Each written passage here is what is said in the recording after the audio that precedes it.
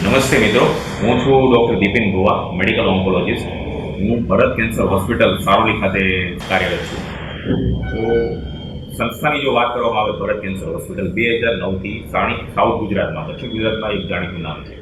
છેલ્લા 16થી 17 વર્ષથી જૂની અને અનુભવી ડૉક્ટરોથી લેસ આપણે ભરત કેન્સર હોસ્પિટલ અત્યાર સુધી લાખ ઉપર દર્દીઓની સારવાર કરી ચૂકી છે. જેમાં હોસ્પિટલની સારવારની અને સેવાઓની જો આપણે વાત કરીએ તો કેન્સરની ટ્રીટમેન્ટ માટે જે જરૂરી સેવાઓ જરૂર પડે છે, જેમ કે બેસિક ટ્રીટમેન્ટ, પેટ સ્કેન છે, બાયોપ્સી છે, ઓપરેશન તમામ પ્રકારના છે, કોઈપણ પ્રકારની કિમોથેરેપી, ટાર્ગેટ થેરેપી, ઇમ્યુનોથેરેપી તથા લેટેસ્ટ રેડિયેશનના મશીન સહિતની સુવિધાઓ ભરત કેન્સર ખાતે કાર્યરત છે.